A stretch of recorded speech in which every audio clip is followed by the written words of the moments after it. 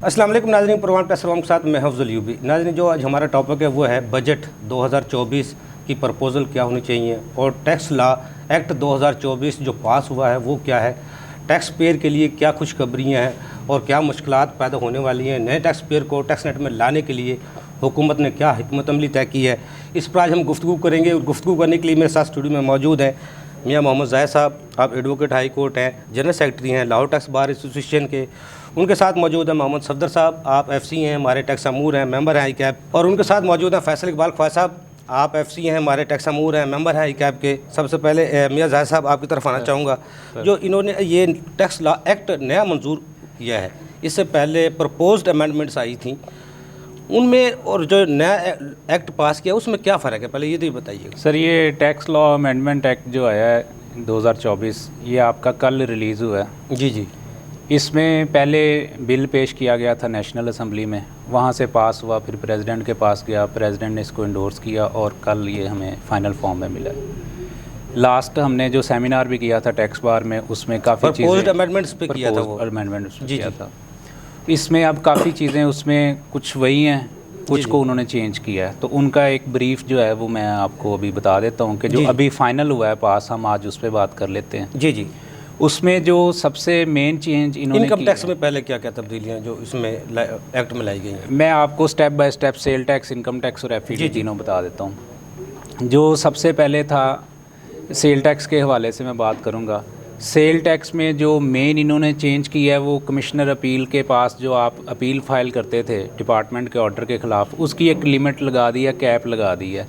उसमें ये कर दिया है कि सेल टैक्स में अगर आपकी लाइबिलिटी 10 मिलियन है, जी जी, तो आप कमिश्नर अपील के पास अपील फाइल करेंगे और उसमें टाइम वही है जो पहले था 30 डेज़। 1 करोड़ की अगर लिमिट है, 1 करोड़ की लिमिट है आपकी सेल टैक्स लाइबिलिटी की, तो आप कमिश्नर अपील के पास जाएंगे। ठीक है। अब कमिश्नर अपील आपका, उसमें ऑलरेडी टाइम इन्होंने चेंज नहीं किया, ऑलरेडी उसके पास 120 डेज़ का टाइम होता है। 120 दिन का उसने अपील डिसाइड करनी होती है, या 60 डेज़ वो और ले सकता है। जी। अब वो क्या हुआ, 180 डेज़ उसके पास टोटल मार्जिन बच जाता है।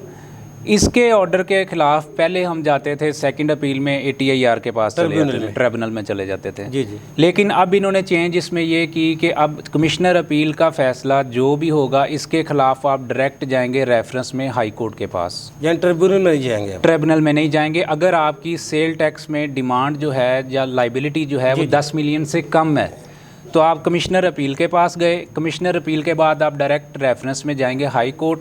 हाई कोर्ट की फ़ी भी जो थी वो पहले 100 रुपये होती थी रेफरेंस की, अब वो कर दी है 50,000 रुपया। 100 रुपये से 50 रुपये डायरेक्टली 50,000 रुपये कर दी हुई है। क्या बात है। इसी तरह अगर सेल टैक्स में आपकी लाइबिलिटी 10 मिलियन से ज़्यादा है जी, तो फिर क्या करेंगे, आप कमिश्नर अपील के पास नहीं जाएंगे। ठीक है, वो फॉर्म आपका ख़त्म है, आप डायरेक्ट जाएंगे ट्रिब्यूनल के पास। सही है, ठीक है। ट्रिब्यूनल में भी फ़ीस इंक्रीज़ कर दी कि अगर कंपनी का केस है तो फ़ीस 20,000 रुपये होगी, पहले उधर 5,000 फ़ीस थी। और अगर इंडिविजुअल का केस है या AOP का केस है तो उसमें 5,000 रुपये उसकी फ़ीस है। उस पहले कितनी फ़ीस थी उसकी? पहले उसकी 2,500 रुपये थी और 5,000 रुपये थी। अब वो 2,500 को 5,000 और 5,000 को 20,000 रुपये कर दिया। जी जी। अब ट्रिब्यूनल में आपने फर्स्ट अपील फाइल की, उसमें अगर आपके खिलाफ डिसीजन आता है या डिपार्टमेंट के खिलाफ आता है, तो अब आप उसमें भी उसके बाद रेफरेंस में जाएंगे हाई कोर्ट में, जिसकी फ़ीस है 50,000 रुपया रेफरेंस की। ठीक है। इसी तरह फिर इन्होंने जो फर्दर चेंज की, जो कमिश्नर अपील के पास केस पेंडिंग हैं जी जी, जिनकी लिमिट 10 मिलियन से ज़्यादा है जी, वो केस सारे ट्रांसफ़र होंगे ट्रिब्यूनल को। सही है। 16/4/2024 तक इन्होंने वो सारे केस कमिश्नर अपील्स ने अपने ट्रिब्यूनल के पास भेज देने हैं कि वो इस पे डिसीजन दे। पेंडिंग भी है, जो पेंडिंग है, मैंने अगर लेट से 3 दिन पहले अपील फाइल की है जो कि कमिश्नर की जुरिस्डिक्शन में थी, अब वो उसको ट्रांसफ़र कर देंगे 16/4/2024 तक ट्रिब्यूनल के पास। ठीक है। ट्रिब्यूनल उसको 90 डेज़ के अंदर अंदर उसने उसकी डिस्पोजल देनी है। सही है। जो कमिश्नर अपील के पास आपकी अपील थी जी जी, वो अब ट्रिब्यूनल को ट्रांसफ़र हो जाएगी, जिनमें 10 मिलियन से ज़्यादा की कैप है जी जी, वो 90 डेज़ के अंदर अंदर ATIR उसमें अपना डिसीजन देगा। ठीक है, ठीक है। इसी तरह फिर इसमें हाई कोर्ट का आता है, स्टे के हवाले से चेंजेस की गई हैं। अगर आपकी 10 मिलियन से नीचे है जी जी, रेफरेंस में आप गए कमिश्नर अपील के फ़ैसले के ख़िलाफ़ और 10 मिलियन से नीचे आपकी लाइबिलिटी, तो हाई कोर्ट जो है उसमें आपको अनकंडीशनल स्टे दे देगा। अगर वो मुनासिब इसको समझें तो ठीक है। लेकिन अगर आपकी 10 बिलियन से ऊपर थी तो फिर हाई कोर्ट में आप 30% डिमांड का जमा करवाएंगे तो आपका स्टे होगा, आपका स्टे होगा। अदरवाइज हाई कोर्ट आपको स्टे उसमें ग्रांट नहीं करेगा। पहले भी ट्रिब्यूनल में यही शर्त थी? नहीं, ट्रिब्यूनल में ऐसी कोई शर्त नहीं थी। कंडीशनल स्टे को हमेशा डिस्करेज किया जाता रहा है ट्रिब्यूनल की तरफ से। कमिश्नर अपील ने ये प्रैक्टिस किसी दौर में अपनाई थी कि 10% कहते थे आप लाइबिलिटी का जमा करवाएं तो फिर आपका हम स्टे उसमें दे देंगे। ट्रिब्यूनल हमेशा इस चीज़ को उन्होंने डिस्करेज करते हुए हमेशा ये ऑर्डर ख़त्म किए हैं कि अपना कंडीशनल स्टे कोई स्टे नहीं है, या स्टे है या नहीं है। सही है। तो अब लेकिन हाई कोर्ट पे उन्होंने पाबंदी लगा दी कि 10 मिलियन से ऊपर अगर आपकी डिमांड है और सेल टैक्स के केस में और आप रेफरेंस में आ गए हैं तो 30% डिस्प्यूटेड अमाउंट का आप जमा करवाएंगे, उसके बाद आपको स्टे मिलेगा। सही है। इसी तरह सेल टैक्स की थी सारी, ये सेल टैक्स की हैं। जी जी। इसी तरह कंडीशन सारी यही हैं इनकम टैक्स में। इनकम टैक्स में सिर्फ अमाउंट का फ़र्क है कि 20 मिलियन का होगा 2 करोड़ रुपए तो आप कमिश्नर अपील के पास जाएंगे, अगर 20 मिलियन से ऊपर होगा तो आप ट्रिब्यूनल के पास जाएंगे। इसी तरह कमिश्नर अपील के फैसले के खिलाफ आप डायरेक्ट हाई कोर्ट जाएंगे, और इसी तरह ट्रिब्यूनल के फैसले के बाद भी आप हाई कोर्ट ही जाएंगे रेफरेंस में। फ़ीस दोनों में सेम है, 50,000 रुपये रेफरेंस की फ़ीस है, सेल टैक्स में भी इनकम टैक्स में। लेकिन जो वो अगर अपील से डायरेक्ट सेल टैक्स में जाता है तो फिर हाई कोर्ट जाएगा, अगर इनकम टैक्स का फिर वो ट्रिब्यूनल जाएगा, ये फ़र्क है ना? नहीं, दोनों में सेम है जी। 10 मिलियन और 20 मिलियन, सेल टैक्स में 10 मिलियन हो और इनकम टैक्स में 20 मिलियन हो, इससे नीचे अमाउंट होगी तो आप कमिश्नर अपील के पास जाएंगे और उसके ऑर्डर के खिलाफ डायरेक्ट हाई कोर्ट जाएंगे। इन 10 मिलियन और 20 मिलियन से ऊपर की अगर अमाउंट है तो आप ट्रिब्यूनल में जाएंगे और उसके ऑर्डर के खिलाफ आप हाई कोर्ट जाएंगे। ये जितनी भी हमने अभी तक चीज़ें डिस्कस की हैं, सेल टैक्स की या इनकम टैक्स की, इसमें ये सारे मौजूदा टैक्स पेयर के लिए ही सिर्फ सारी शरायत है? नहीं, डिपार्टमेंट के लिए भी सेम है। ठीक, डिपार्टमेंट ने भी अगर डेफिनेटली डिपार्टमेंट कमिश्नर अपील के बाद ही जाएगा ना, उससे पहले तो वो नहीं जाएंगे। कमिश्नर अपील में हमेशा टैक्स पेयर ने जाना है। टैक्स पेयर के फेवर में डिसीजन आ गया तो डिपार्टमेंट उसके खिलाफ रेफरेंस में चला जाएगा। वो तो पहले भी ऐसे ही था। ऐसे ही था। टैक्स पेयर के लिए मजीद मुश्किलात पैदा की गई हैं। बिल्कुल मुश्किलात पैदा की गई हैं। उसमें आप ये देखें कि ट्रिब्यूनल के पास already more than 70,000 cases pending है। अब उन पेंडिंग केसेस को डिस्पोजल के लिए उन्होंने 180 डेज़ का टाइम दिया है कि 180 दिन के अंदर अंदर आपने इनकी डिस्पोजल देनी है। अब जो 70,000 केसेस हैं वो 180 दिन में कैसे डिस्पोज हो सकते हैं? जो 2700 अरब रुपए वो कह रहे हैं केसेस में स्टे की वजह से रुके हुए हैं, इस अमेंडमेंट के बाद या एक्ट के बाद आपको उम्मीद है वो निकल आएंगे? इस अमेंडमेंट के बाद तो रिश्वत का नया दरवाज़ा खुल जाना है। इस अमेंडमेंट के बाद क्या होगा, हर बंदे की कोशिश होगी मैं अपना केस नीचे ही करवा लूँ, मैंने ऊपर रेफरेंस में भी जाना है, 50,000 रुपये उधर भी फ़ीस देनी है, वकला को भी फ़ीस देनी है, कमिश्नर अपील के लेवल पे भी फ़ीस बढ़ गई है, सॉरी वो चेंज नहीं हुई, उधर भी मैंने वकला को फ़ीस देनी थी, उससे बेहतर है मैं नीचे, या आपने स्टे भी लेना है इवन के तो 30% आपने डिस्प्यूटेड लाइबिलिटी का जमा करवाना है, तो 30% आपने उधर जमा कराना है। बंदा हर कोई यही कहेगा यार मैं इसको इधर ही सेटल कर लूं। सिर्फ इस मद में थोड़ा सा करप्शन का नया दरवाज़ा खुलेगा, लेकिन केसेस इसमें कम हो जाएंगे और टैक्स पेयर के लिए मजीद मुश्किलात पैदा होंगी। सफदर, मैं आप दोबारा आऊँगा आपकी तरफ मिर्जा साहब। सफदर साहब से पूछ लेते हैं। सफदर साहब, बजट से पहले बजट की जब आमद होती थी पहले आज तक, जब 12-13 साल तो हमें भी प्रोग्राम करते हो गए हैं, हमने नहीं सुना कोई अमेंडमेंट्स आई हैं या कोई एक्ट बन गया है। चलो SRO तो कोई ना कोई बजट की सूरत में आते थे। इस दफ़ा इस बार में नई हुकूमत के आने के बाद SROs की भी एक भरमार रही, ऐसे आते रहे जैसे पोल्ट्री फार्म के चूज़े आते हैं बार बार, और उसके बाद ये एक्ट भी, टैक्स लॉ एक्ट भी आ गया और अब बजट भी आने वाला है। इन सारी सूरत को आप किस तरह देखते हैं? देखिए, मेरी राय में ये जो अमेंडमेंट्स अभी आ रही हैं ना, ये एक तरह के मिसगाइडेड मिसाइल है। ये गवर्नमेंट को मिसगाइड किया गया कि जितना पैसा फंसा हुआ है और आप इस पर एक्शन लें और ये 2700 अरब निकल आएगा। इस 2700 में से 700 अरब भी नहीं निकल रहा, सही कह रहे हैं आप। क्योंकि जो क्वांटम ऑफ केसेस है वो तो बड़ा है, लेकिन जो हकीकत है इन केसेस की वो नहीं है। सही कह रहे हैं, क्योंकि इनमें से बेशुमार केसेस वो भी हैं जो कि आपने इसलिए ऑर्डर उनके ख़िलाफ़ कर दिया और वो बड़ी अमाउंट हो गई कि किसी वजह से नोटिस सर्व नहीं हुआ और टैक्स पेयर अपीयर नहीं हो सकता, वो वन साइडेड केसेस है। तो कोई भी डिलीजेंटली अगर उनको सुनेगा तो वन साइडेड केस कभी भी हुकूमत की फेवर में नहीं जाएगा। वैसे ये हो सकता था एमनेस्टी दी जा सकती थी। 2700 और आपके 70,000 ज़्यादा केसेस हैं, एमनेस्टी के 10% 20% जमा करवा दें, केस ख़त्म कर दें, ये हो सकता था। शायद ये ज़्यादा 2700 अरब तो ना जमा होते, 700 अरब लाजमी जमा हो जाए। मेरा नहीं ख्याल कि वो भी होते। उसकी वजह ये है कि मिनिस्ट्री तो वो लेगा जिसको पता हो कि मेरा केस जो वो सही नहीं है, मेरी फेवर में नहीं जाएगा। मेजॉरिटी जो केसेस हैं वो हैं जो टैक्स पेयर विन कर सकते हैं। अगर आप कभी डेटा लें कि जो अपील के फोरम पे केसेस जाते हैं, डिपार्टमेंट की फेवर में कितने हैं और टैक्स पेयर की फेवर में कितने हैं, तो आपको मेरा ख्याल में 80-20 की रेशो मिलेगी। आप इसमें भी आप 80-20 लगा लें तो आप 2000 अरब तो निकल जाएगा इसमें से। तो बाकी जो 700 रह गया फिर भी उसके ऊपर डिबेट है कि वो कितना गवर्नमेंट के पास जाता है, कितना नहीं आता। लेकिन इससे होगा क्या कि आपने कोशिश ये किया है कि ये जो पेंडेंसी है वो ख़त्म की जाए, वो जल्दी किया जाए। लेकिन जिन लोगों को आप डिप्यूट कर रहे हैं, साइन कर रहे हैं कि वो पेंडेंसी ख़त्म करेंगे, पहले उनकी परफॉर्मेंस तो देखें। हाई कोर्ट में जो पेंडिंग केसेस की तादाद है वो लाखों में, ट्रिब्यूनल में जो है वो हज़ारों में है। और जब ये वाले भी सारे उधर शिफ्ट हो जाएंगे तो वो और केसेस पे वहाँ पे पाइलअप होने, वहाँ पे सिर्फ और सिर्फ प्रॉब्लम के अलावा कुछ भी क्रिएट नहीं होना। वो गवर्नमेंट के लिए भी क्रिएट होंगी और टैक्स पेयर के लिए भी होंगी। जो टैक्स का सिस्टम है उसकी एसेंस जो सदियों से है वो यही है कि वो टैक्स पेयर के लिए कोई आसानी पैदा करेगा। ये जो लॉ है, या आपने एफबीआर में रिफॉर्म्स में लानी है या टैक्स निज़ाम में रिफॉर्म्स लानी है, आप टैक्स रेट को कम करें या उन सेक्टर को पकड़ें जिन जो लोग टैक्स नेट में नहीं है, जहाँ वो टैक्स पोटेंशियल है, उन लोगों को पकड़ें। आप ये टैक्स लाज लाते हैं, टैक्स कवानीन बनाते हैं, SROs लाते हैं, सिर्फ हुकूमत को ये ब्यूरोक्रेसी जानबूझ के ये ट्रक की बत्ती के पीछे लगाती है कि असल में है ही ऐसा है? नहीं, असल में मसला ये है कि जिन लोगों के हाथ में आपने कमांड दे दी है वो इस चीज़ के स्पेशलिस्ट ही नहीं है। जो मैं समझ पा रहा हूँ कि अगर उस चीज़ के स्पेशलिस्ट हैं और आपको पता है कि मेरा यहाँ पे पोटेंशियल ज़्यादा है, तो मैं उसको एक्सेस करूँगा या मैं उधर छलांग मारूँगा जिधर के मेरे हाथ में कुछ भी नहीं आना।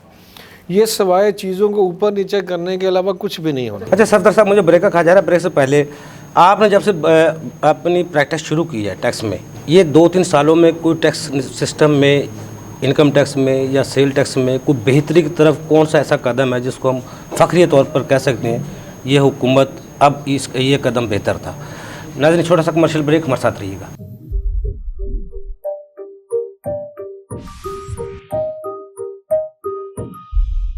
वेलकम बैक नाजरीन। जी सफदर साहब, स्टेप अच्छा लिया जा रहा था या लिया जा रहा है वो ये है कि सिस्टम की डिजिटलाइजेशन की जा रही है।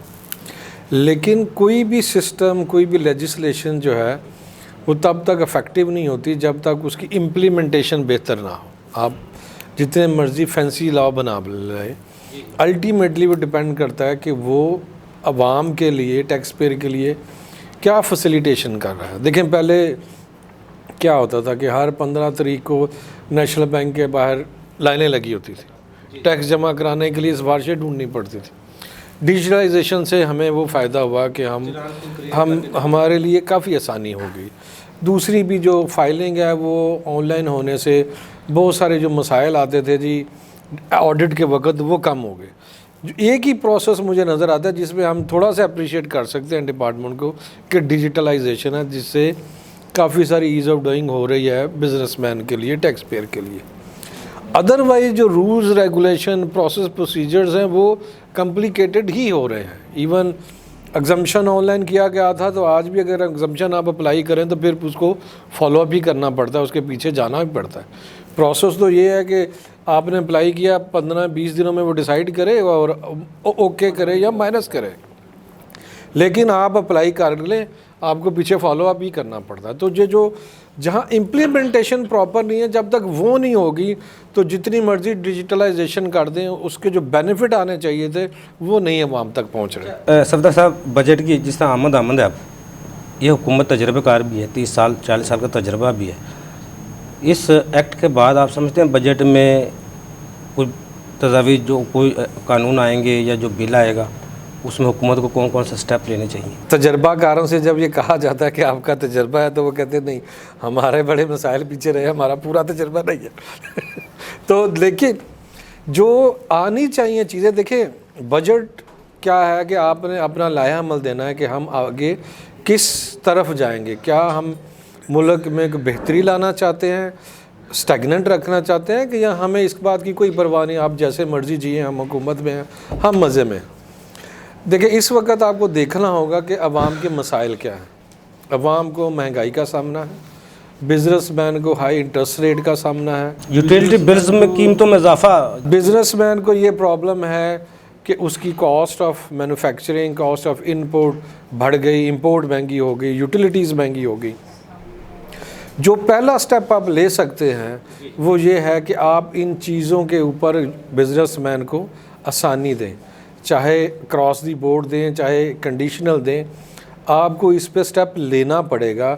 अदरवाइज़ जो है वो डे बाय डे लोगों के लिए ज़िंदगी जो है वो मुश्किल होती जा रही है, और अल्टीमेटली इसका इफेक्ट जो है वो सोसाइटी पे ही आता है। क्राइम बढ़ता है, प्रॉब्लम बढ़ते हैं, पॉवर्टी बढ़ती है, और जब अवाम को मसाइल का सामना करना पड़ता है तो अल्टीमेटली उसका एंड पॉइंट जो है वो गवर्नेंस और उस मुल्क के हुक्मरानों पे ही आता है, कोई और उसको सामना नहीं करता। मेरी राय में जो इन्हें करना चाहिए, आप जो है जो काम कर सकते हैं वो ये कि आप अपनी यूटिलिटी को सस्ता करें, जिसके लिए आप अल्टरनेट जो एनर्जी के वसाइल हैं, जैसे इमीडिएटली जो हो सकता है वो सोलर सिस्टम हो सकता है, लॉन्ग टर्म में आप जो है वो अपने जो डैम्स हैं उनको, उनकी कैपेसिटी बढ़ाएं, वहाँ से प्रोडक्शन करें। क्योंकि सिर्फ ये नहीं, तो सोलर सिस्टम पे भी तो टैक्स की एक गूंज उठी है अभी थोड़े दिन पहले। वो तो बातें हैं, मेरा नहीं ख्याल कि उसमें कोई आगे आएगा, वो तो कंस्पायरेसीज होती रहती हैं। लॉन्ग टर्म में आपको अपने जो अभी वसाइल हैं उस पर गौर करना पड़ेगा, क्योंकि हमें वो चीप तो पड़ता है, लेकिन कोई भी डैम 10-15 साल से पहले जो है वो आता नहीं ऑपरेशनल।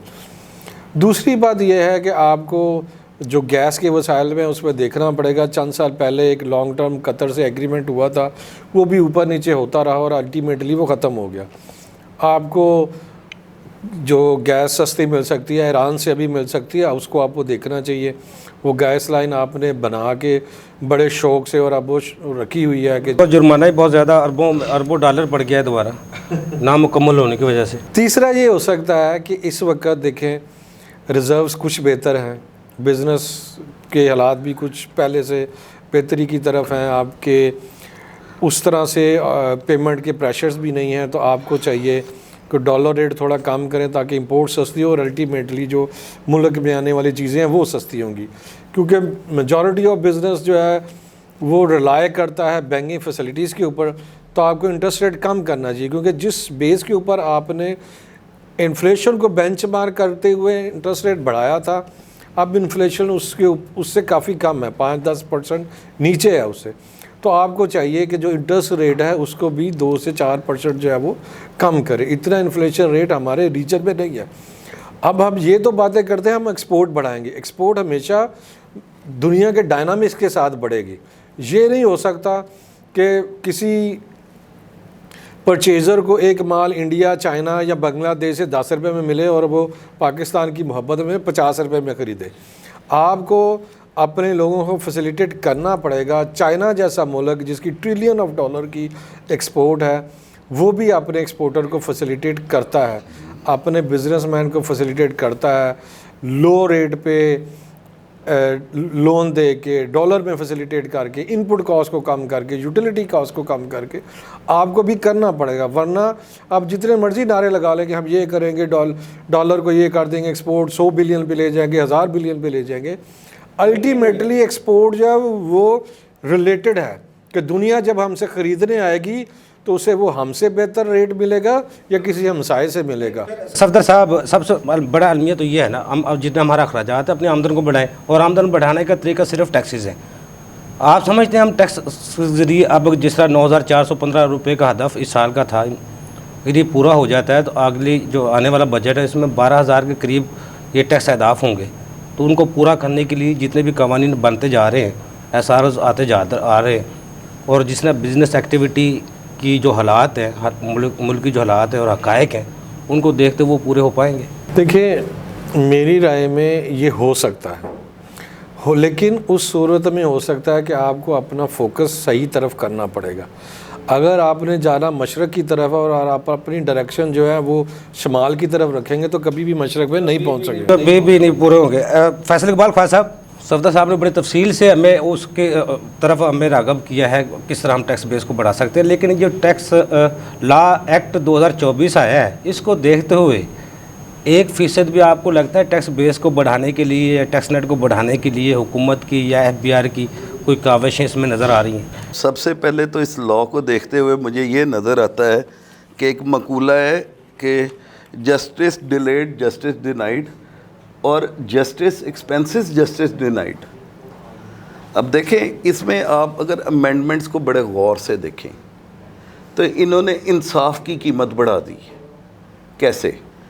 इस तरह बढ़ाई है कि जी जब मैंने एक अपील फ़ाइल करनी है लाहौर हाई कोर्ट में तो उसकी मिनिमम फ़ीस 50,000 होगी। मुझे बताएं दुनिया में कौन से ऐसे ममालिक हैं जहाँ पे हाई कोर्ट्स में या डिफरेंट कोर्ट्स में फ़ाइलिंग फ़ीस की ये रेशो मुकर्रर की जाती है।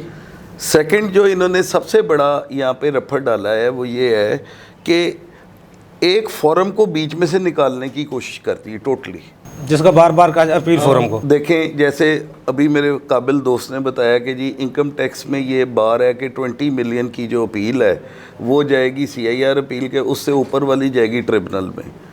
लेकिन जो काबिल गौर है, CIR अपील के फ़ैसले के ख़िलाफ़ भी आप हाई कोर्ट में जाएंगे और एपेलेट ट्रिब्यूनल के फ़ैसले के बाद भी सेकंड अपील हाई कोर्ट में है।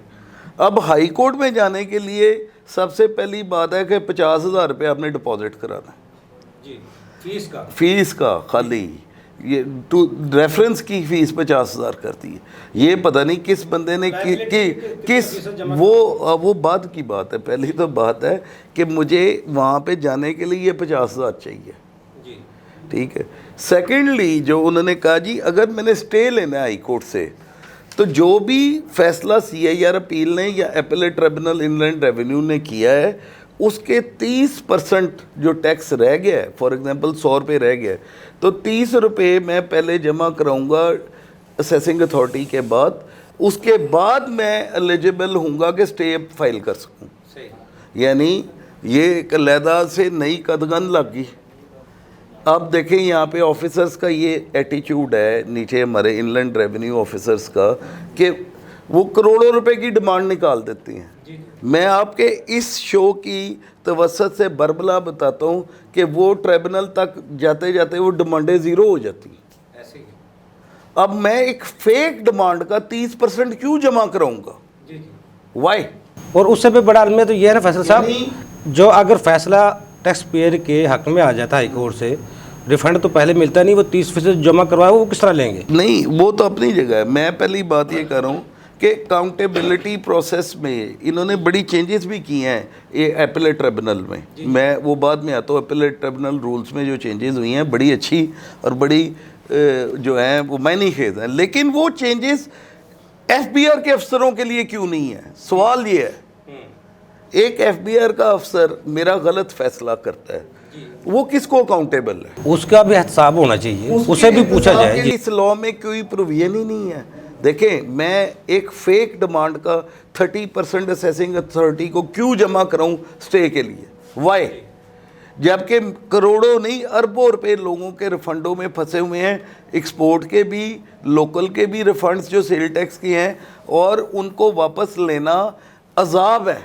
कोई बंदा बगैर परसेंटेज तय किए आपको वो रिफंड, अब मैं अपने पैसे लेने के लिए दोबारा पैसे देता हूँ। FTO का आर्डर से वो नहीं मिलता। अच्छा, अब बात यहाँ पे सिंपल ये है कि कानून बनाया जाता है, जैसे मेरे काबिल दोस्त सफ्तर ने कहा कि इकोनॉमिक एक्टिविटी के लिए ईज़ ऑफ डूइंग बिजनेस होना चाहिए। कानून बनाया जाता है बिजनेसमैन को रिलैक्स करने के लिए। ये नहीं है कि आप उसके सर पे तमाम ऑफिसर्स को चढ़ा दें। अब बात ये है, यहाँ पे जो अफसर ऑर्डर कर रहा है उसकी ऑर्डर की जो बाकायदा एक अकाउंटेबिलिटी और क्वालिटी वो कौन चेक करेगा? सही कह रहे हैं। And to whom he is accountable? ये अल्टरनेटिव डिस्प्यूट रेजोल्यूशन, मैं इस कमेटी का मेंबर रहा हूँ, कोई बंदा इसका फैसला इम्प्लीमेंट कराने को तैयार नहीं होता, कोई कमिश्नर इसके फैसले को मानने को तैयार नहीं होता। ये ADR का जो कॉन्सेप्ट है पाकिस्तान में नहीं चल सकता। वजह क्या है? ऑफिसर्स का एक अपना माइंड है। लेकिन इनमें फैसला साहब हाई कोर्ट में इनको चैलेंज तो किया जा सकता है, लेकिन ब्रेक से बाद आके आपसे गुफ्तगू करेंगे। नाज़रीन, छोटा सा कमर्शियल ब्रेक, हमारे साथ रहिएगा।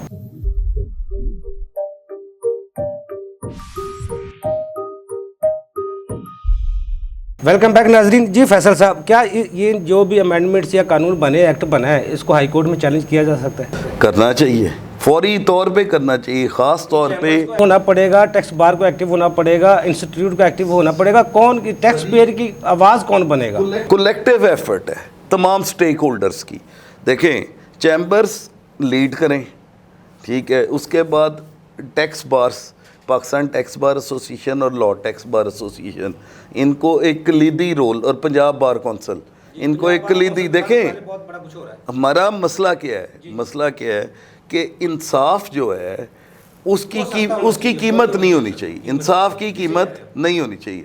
इंसाफ वो है जो नज़र आए कि इंसाफ हो रहा है। एक आदमी की दहलीज तक इंसाफ पहुंचाना हुकूमत वक्त की जिम्मेदारी है।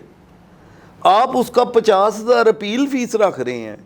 50,000 तो मेरे बहुत सारे दोस्त काबिल वकील जो हैं उनकी टोटल फीस नहीं होती। तो पहले टैक्स पेयर कमिश्नर की उसकी तलवार की गर्दन उसके नीचे आती है, अपील कमिश्नर के नीचे उसकी गर्दन आती है तलवार के नीचे, फिर ट्रिब्यूनल में उसकी गर्दन नीचे आ जाती है, उसके बाद फिर हाई कोर्ट में। अब तीसरी चीज़ इसमें जो सबसे इम्पोर्टेंट है, जो आपने देखा नहीं, अभी तक हमने डिस्कस नहीं किया, कि एपलेट ट्रिब्यूनल इनलैंड रेवेन्यू का जो सेक्शन चेंज कर दिया इन्होंने सारा इस एक्ट में, उसमें उन्होंने अपॉइंटमेंट को तो वही रखा, लेकिन जो सबसे बड़ा इन्होंने बीच में डाला है अकाउंटेबिलिटी एपलेट ट्रिब्यूनल की, कि एक मेंबर की एफिशिएंसी और उसके ऑर्डर्स को की बेस पे उसको डिसमिस किया जा सकता है ट्रिब्यूनल के मेंबर को। उसमें 2 मेंबर होते हैं। नहीं, उन्होंने इसके लिए बकायदा एक कमेटी बना दी कानून में, जो बंदा उनके पास शिकायत लेके जाएगा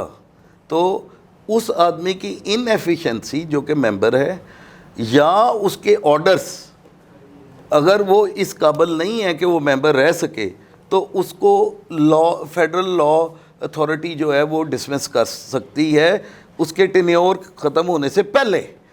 अब अगर मेंबर ट्रिब्यूनल का डिसमिस हो सकता है तो अफसर क्यों नहीं डिसमिस हो सकता? जो असेसमेंट करता है, लाखों के असेसमेंट को करोड़ों अरबों बना देता है। जहाँ से ये शाख शुरू होती है, जहाँ से ये शाख शुरू होती है, ये मैंने अभी आज ये कानून देखा है तो मुझे ये देख के नज़र आया कि अब ट्रिब्यूनल में भी लोग सोचेंगे, मतलब कि दे विल नॉट, अगर क्योंकि देखें कलेक्टिवली जब बार जाती है ना, वो फिर बार जो है वो बंदे की शिकायत तो लेके जाती है, जैसे सुप्रीम जुडिशल काउंसिल में अब शिकायतें पड़ी हुई हैं, ठीक है यार, ये अकाउंटेबिलिटी प्रोसेस आप टैक्सेशन अफसर पे ले आए, काम ही ख़त्म हो जाए। सही क्या? ये अपीलें होंगी ही नहीं, ये अपीलें अब लॉ जो है डिफाइंड है। मसलन मैंने कुछ दिन पहले मुझे 161 का एक नोटिस आया, उसमें उन्होंने सैलरी पे ना एवरेज रेट लगा दिया 15%। मैंने उस अफसर को पूछा जाके, मैं कहा ये तूने 161(1)(a) का मुझे नोटिस डाला है, मुझे बता ये रेट फर्स्ट शेड्यूल में कहाँ दिया हुआ है? मेरी करोड़ों रुपए की वेजेस है जो आ रही हैं बिलो टैक्सेबल, ठीक है। एक टेक्सटाइल मिल की 8 करोड़ रुपए की वेज होती है 1 महीने की इस वक्त, ठीक है। 8 नु 12 ज़रब दो 96 करोड़ रुपया बनता है, ठीक है। अब वो कहता है मैंने इस 96 करोड़ का 15% रिकवर करना है, नहीं तो मुझे सारी की सारी वेजेस शीट ला के, तो वो भी दे दी, EOBI का रिकॉर्ड भी दे दिया। अब उसके बाद मैं ना मानूँ चौक के असेसमेंट कर दी। अब मुझे इस डिमांड का 30% क्यों जमा कराना पड़ेगा हाई कोर्ट में स्टे के लिए जाने के लिए? मैं उस डिमांड को क्यों ऑन करूं? वाई? मैं आपको एक नंबर ऑफ नोटिसेस 161 के दिखा सकता हूं जिसमें वो ये बेशर्मी कर रहे हैं कि ट्रिब्यूनल में उसी केस में फैसला क्या हुआ। मैं खड़ा हुआ वहाँ पे, मैंने उन्हें कहा चेयरमैन साहब को, मुझे कि जी अगर फर्स्ट शेड्यूल में ये रेट कहीं है ना तो मैं अपनी अपील ही विड्रॉ कर लें। उन्होंने हंसना शुरू कर दिया, उन्होंने कहा बिल्कुल ठीक कह रहे हैं आप। एक पेशी में उन्होंने पूरा केस डिसमिस कर दिया। लेकिन उस अफसर को जिसने ये फेक 12 करोड़ रुपए की डिमांड निकाली, कोई नहीं है उसका। फैसल साहब, इस कानून के बाद क्योंकि बजट भी आने वाला है, आपका तजर्बा क्या कहता है? हम इसी तरह ट्रक की गति के पीछे लगे रहेंगे, बाकी हम टैक्स आमदन को बढ़ाना चाहते हैं, टैक्स बेस को बढ़ाएंगे, तो उसका तरीक़ेकार क्या है? सर, इस कानून के आने के बाद तो मुझे बजट से खौफ आना शुरू हो गया।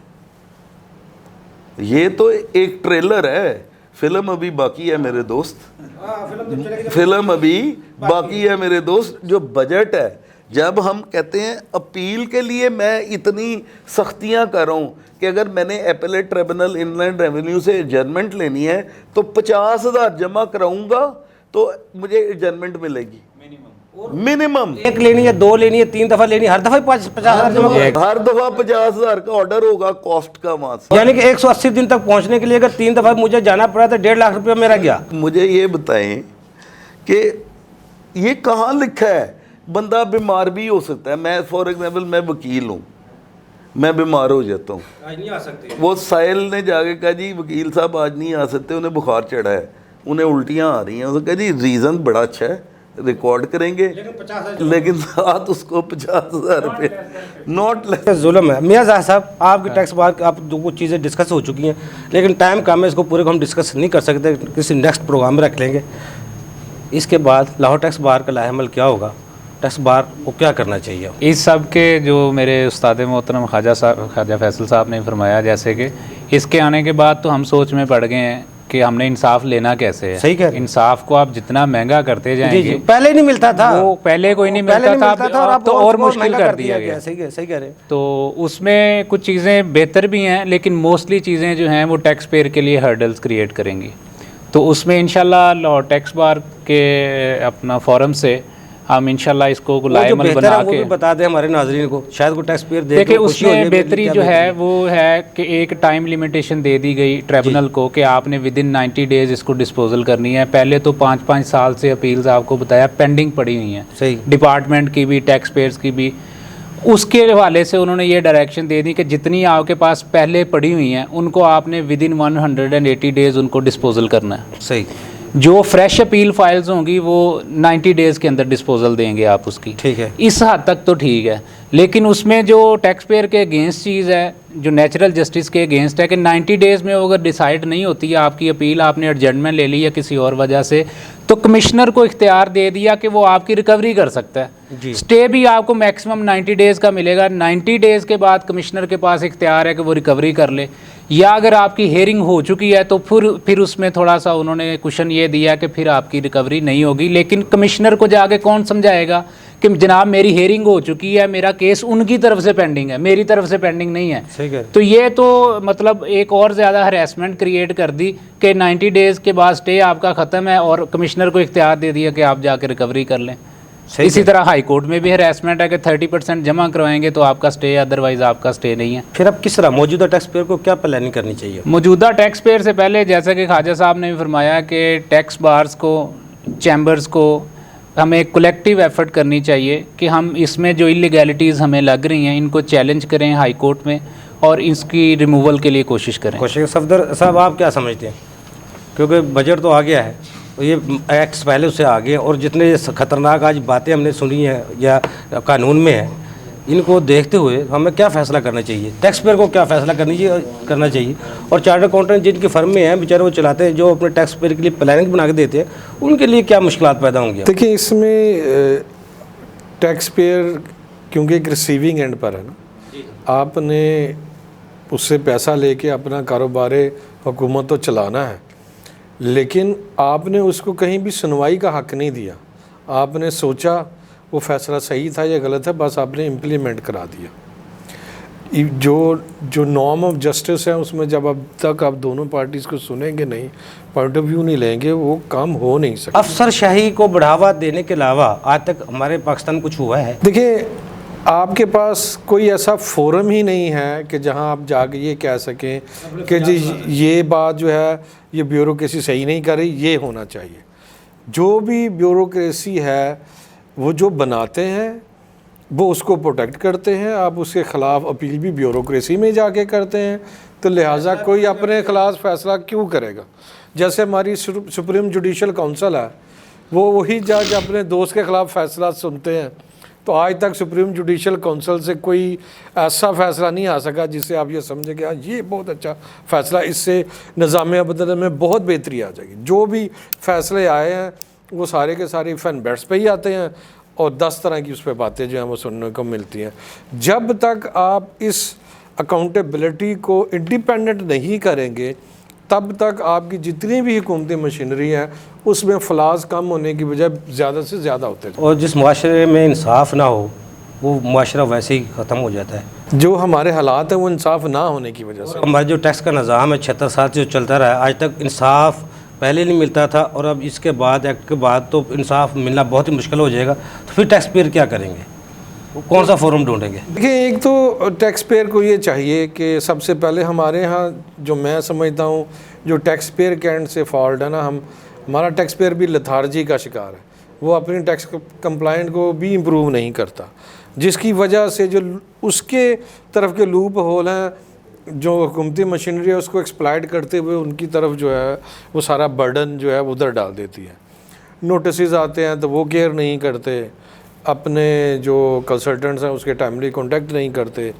बहुत सारे लोगों का ख्याल है कि कंप्लाइंस की ज़रूरत ही नहीं है, अगर वो उन्होंने बिज़नेस शुरू कर लिया है। ऐसे कवानीन आ रहे हैं सफदर साहब, आखिर में सिर्फ एक छोटा सा, ऐसे कवानीन जिस तरह लाए जा रहे हैं, आप समझते हैं IMF से कभी हम छुटकारा पा सकेंगे? नहीं, देखिए, हम छुटकारा कवानीन के वजह से नहीं आ सकेंगे।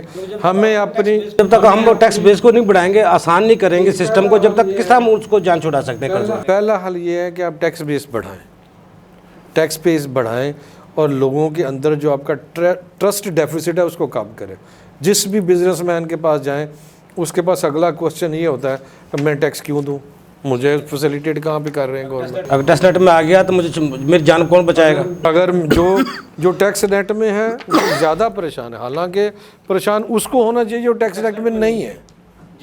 तो इसलिए थोड़ा सा सिस्टम को इम्प्रूव करना होगा और ये जो ट्रस्ट डेफिसिट क्रिएट हो गया हुआ है। फैसल साहब, जो ये लॉ एक्ट आया है इसमें कौन कौन लोग अब अपील में जा सकेंगे, कौन कौन नहीं जा सकेंगे और किन लोगों को फ़ायदा होगा, किन लोगों को नुकसान होगा? अब टैक्स प्रैक्टिशनर हैं उनको वो फ़ायदे में रहेंगे, टैक्स पेयर फ़ायदे में रहेगा या टैक्स कलेक्टर फ़ायदे में रहेगा? ये आपने एक बड़ा वाइड और औखा सा सवाल कर दिया है। देखें, फ़ायदा या नुकसान को तो हम तयन नहीं कर सकते, ना ही देखें अगर मेरा असेसी ज़िंदा है तो FBR भी ज़िंदा है, और अगर FBR और असेसी दोनों मौजूद हैं तो वकील भी मौजूद है। आज आप तमाम चीज़ों को इनडायरेक्ट टैक्स पे डाल दें तो सारे चार्टर्ड अकाउंटेंट और वकील घर बैठ जाएंगे। ये सिर्फ डायरेक्ट टैक्सेस के समरात या कह लें डायरेक्ट टैक्सेस में जो लॉ है उसकी वजह से हम लोगों की एक ज़रूरत इनकम टैक्स, सेल्स टैक्स और फेडरल एक्साइज ड्यूटी में पड़ती है। अब आप जो अमेंडमेंट्स को देख रहे हैं ना, सिवाय एक अमेंडमेंट जिसमें स्टेट ओन्ड इंटरप्राइजेस जो कि स्टेट ओन्ड इंटरप्राइजेस एक्ट के तहत डिफाइंड है, उनको इन्होंने कहा है कि आप ऑर्डर के फौरी बाद वहाँ नहीं जा सकते अपील में, पहले आप जाएंगे अल्टरनेट डिस्प्यूट रेजोल्यूशन में। उसकी मेन तो जी क्या है? तो जी है, मैं फॉर एग्जांपल बहुत सारी स्टेट ओन्ड इंटरप्राइजेस का वकील हूँ। अब मैंने एक DHA का केस प्रेजेंट किया रिसेंटली FBR में, ठीक है, लॉ DHA का मैं टैक्स कंसल्टेंट हूँ। तो उसमें ये इन्होंने मुझे वन ऑफ असाइनमेंट दी थी, उसमें एक तरफ DHA और दूसरी तरफ FBR, दोनों स्टेट के इदारे। अगर ये पहले बैठ के डिस्प्यूट रिजॉल्व कर लें, जैसे उन्होंने एक फॉर एग्जांपल अपना स्टेटस NPO कराने के लिए अप्लाई किया होगा, किसी और कंसल्टेंट के ज़रिए उन्होंने किया हुआ है, ठीक है, उसमें कमिश्नर साहब की काफ़ी सारी जो है ना वो थी अपना तौजीहात के ये नहीं NPO नहीं बनना चाहिए, ठीक है।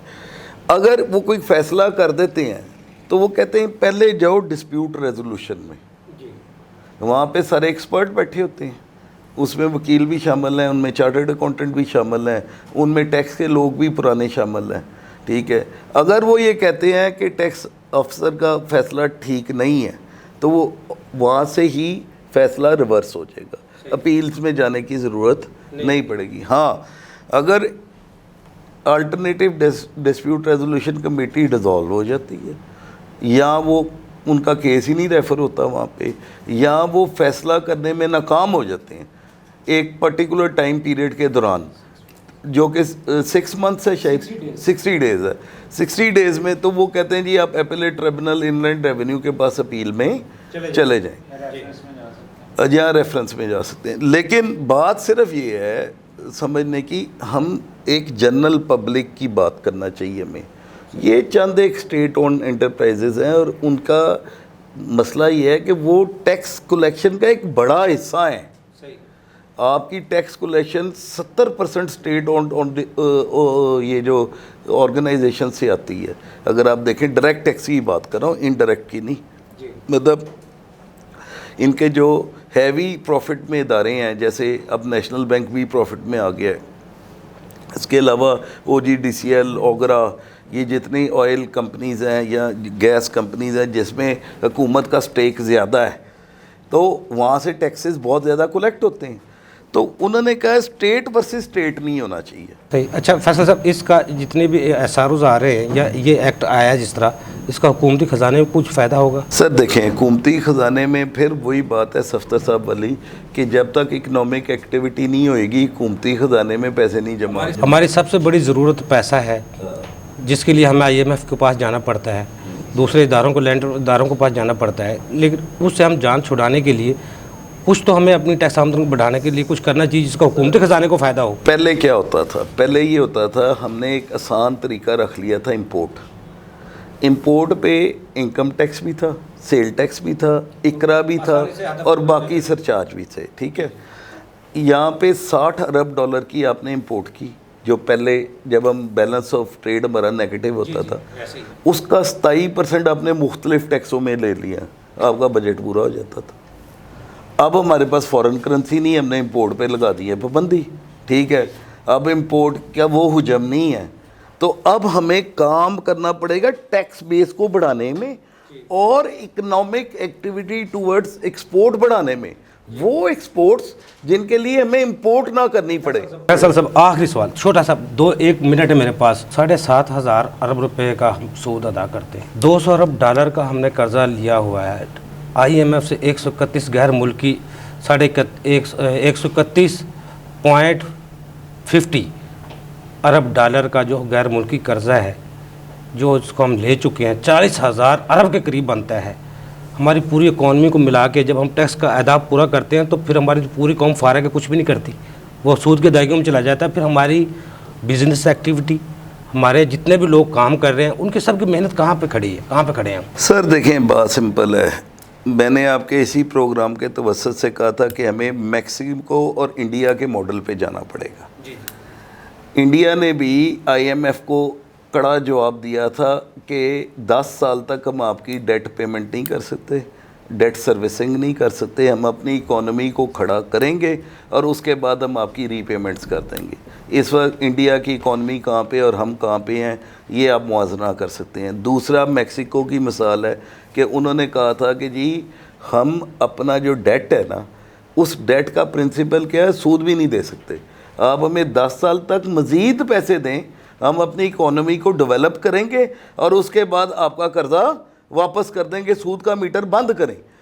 अब पाकिस्तान उस वर्ज पे है कि कोई यहाँ पे हिम्मत और हौसले वाला सियासतदान आए जो लीड करे, और लीड इस तरह करे कि जिसमें ये देखें इस वक्त क्या मसला है, आपका अगर 9,000 इकट्ठा हो रहा है ना, 2,600 तो चला जाता है आपके डेट सर्विसिंग में, 1,000 ले जाती आर्मी, 3,600 हो गया, और बाकी 67% सूबे अपना हिस्सा ले जाते हैं। ठीक है, अब आपको हुकूमत चलाने के लिए तो सिर्फ 650 अरब चाहिए, उस 650 अरब के लिए भी और डेट सर्विसिंग के लिए भी आप NFC अवार्ड के बाद मजीद कर्जा लेते हैं उसको रोल बैक करने के लिए। 18वीं तरमीम का फिर मुल्क को, पाकिस्तान को कोई फ़ायदा हुआ? मेरे अपने हिसाब से इन माई कंसिडर्ड ओपिनियन 18वीं तरमीम नल एंड वाइड कर देनी चाहिए। हम उसको पैसे से कारोबार करके को बेहतरी की तरफ जाएंगे, कर्ज उतारने के लिए कर्जा भी उधर ही है, सूद की अदायगियाँ भी उस तरह जा रही हैं, तो हमने को बेहतर पाकिस्तान के लिए 76 साल में कुछ किया? देखें मेरे ख्याल में जब तक हम 1 यूनिट नहीं कंसिडर करते ना अपने मुल्क को, ये हम 4 सूबों में बांट के और सारे सूबों को NFC अवार्ड देने के बाद इट इज़ इम्पॉसिबल कि आप इतना पैसा करें। फैसल इकबाल खान साहब आपको बहुत शुक्रिया, सफदर साहब आपको बहुत शुक्रिया, मियाज़ साहब आपको बहुत शुक्रिया। नाज़रीन, अफजल ल्यूबी को इजाज़त दीजिए। अल्लाह हाफ़िज़। पाकिस्तान जिंदाबाद। देखिए प्रोग्राम टैक्स और अवाम अफजल अयूबी के साथ।